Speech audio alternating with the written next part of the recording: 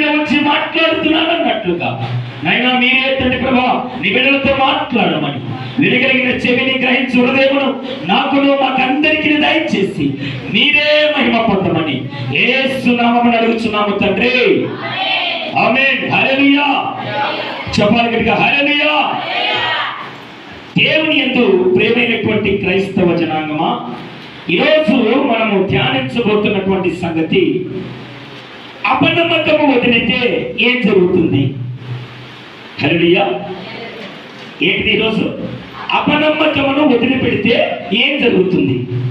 ప్రభు అయినటువంటి దేవుడు మార్కు గారు రాసినటువంటి శుభవార్త 9వ అధ్యాయము 23వ వచనములో ఆయన అంటున్నాడు కదా, అందుకు యేసు నమ్ముట నీ వలనైతే నమ్మువానికి సమస్తము సాధ్యమే అని అతనితో చెప్పాను. వెంటనే ఆ చిన్నవాడు చాలు. నా ప్రేమైనటువంటి దేవుడి బిడ్డలారా, కార్యసిద్ధి కలగాలంటే, దేవుడి యొక్క చిత్తము నెరవేర్చబడాలి అంటే, దేవుడి యొక్క ఔన్నత్యాన్ని మనము ఆ గ్రహింపులోనికి మనము రావాలి అంటే ఏముండాలి? మనకు నమ్మకము ఉండాలి. హల్లెలూయా. అదేంటిదండి? నమ్మకుండానే ఇంతవరకు వచ్చామా? ఊర్లో చాలా మంది ఈ చుట్టుపక్కల ఉన్నటువంటి 2 పంచాయతీలలో అన్ని 1 కిలోమీటర్ డిస్టెన్స్ ఉన్నాయి అంతేనంటారా? ఇంచుమించు ఒక పంచాయతీకి 2000 మంది వేసుకున్నా కానీ 2 పంచాయతీలకు 4000 నుండి 5000 మంది జనాలు కలిగినటువంటిది. అయితే ఈ కొద్ది మంది మీకు కూడి ఈ చిన్న సంఘముగా కూడి ధ్యానిస్తూ ఉన్నాం. నమ్మకం లేనిదే ఇంత దూరం వచ్చామా అని ఒక ప్రశ్న మనలో ఉండొచ్చు. నా ప్రేమైనటువంటి దేవుని బిడ్డారా, మన నమ్మకము ఎలాంటిదయ్యా అంటే, మన ప్రాణం మీదకి రాకుండాన్నంత వరకు మనం శ్రేష్టకరంగానే ఉంటాం. చాలా గొప్పనైనటువంటి హితబోధలన్నీ చేస్తాం. అమ్మా యేసు ప్రభువును నమ్మండి అని చెప్తాం. అవునండి, అవునా కదా? కానీ బలహీనమైనటువంటి స్థితిలో ఉండి కూడా యేసు ప్రభువును నమ్మండి అని చెప్పగలగటము నీకు తెలుసా? ఎందుకు ఆ విధంగా చెప్పలేకపోతున్నామంటే, ఎందుకు ఆ విధంగా మనము ప్రకటించలేకపోతున్నామంటే కారణము ఒకటే. దీనికి ఏమైనది? అపనమ్మకము. హల్లెలూయా. చెప్పాలి హల్లెలూయా. గడియపల్లి హల్లెలూయా. నా ప్రేమైనటువంటి దేవుని బిడ్డలారా, ఈ సంగతులను పలుమార్లు వింటుంది. యేసుక్రీస్తు ప్రభువారు గలిలయ సమరయ ప్రాంతములంతటా సంచరిస్తూ సువార్తను బోధిస్తూ ఒక సముద్ర తీరమును దాటవలసి వచ్చింది. అలాంటి సమయంలో ఏం జరిగిందయ్యా అంటే, యేసు ప్రభువారు శిశువులను ముందు పంపించి వెనుకల యేసుక్రీస్తు ప్రభువారు ఉన్నారు. శిశువులు వెళ్తున్నారు. సగ మధ్యలోకి వెళ్ళిన తర్వాత గాలి తుఫాను భయంకరంగా వచ్చింది. వచ్చి పడవంతా కూడా అతలాకుతలం అయిపోతుంది. అప్పుడు వారి యొక్క ప్రాణభయం అన్నటువంటిది వారిలోనికి ప్రవేశించింది. అల్లంత దూరం నుండి యేసుక్రీస్తు ప్రభుల వారు నీటి మీద నడుచుకుంటూ వస్తున్నప్పుడు వీరు భయపడిపోతున్నారు.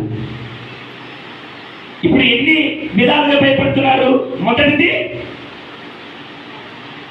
నీటిలో ఉన్నారు.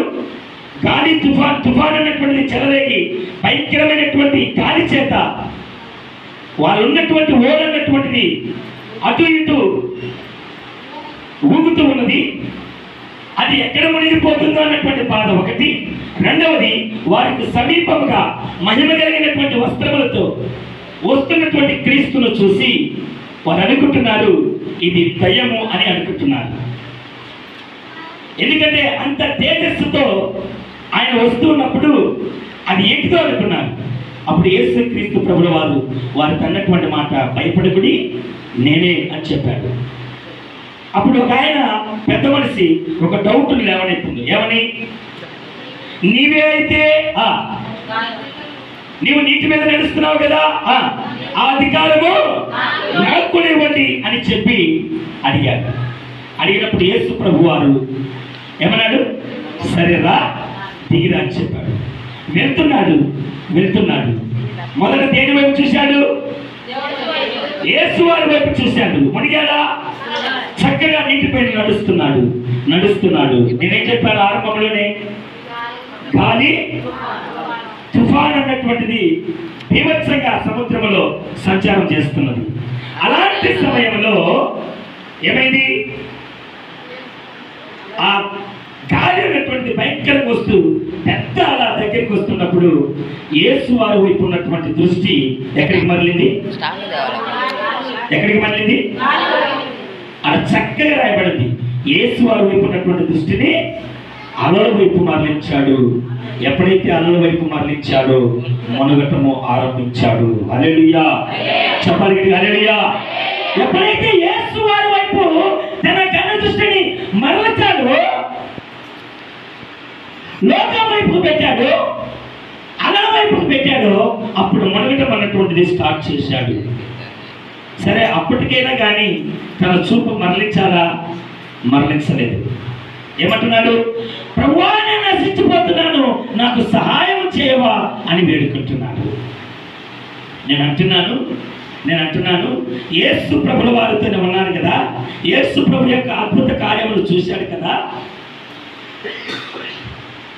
దిగిరా అని చెబితే నడుచుకుంటూ వస్తున్నాడు కదా, కొంత దూరం నడిచాడు కదా, తన చూపు మరలించటం వలనే మునిగిపోతున్నానని గ్రహించాడా? గ్రహించలేదు. తదనుగుణంగా మరలా ఏమంటున్నాడు?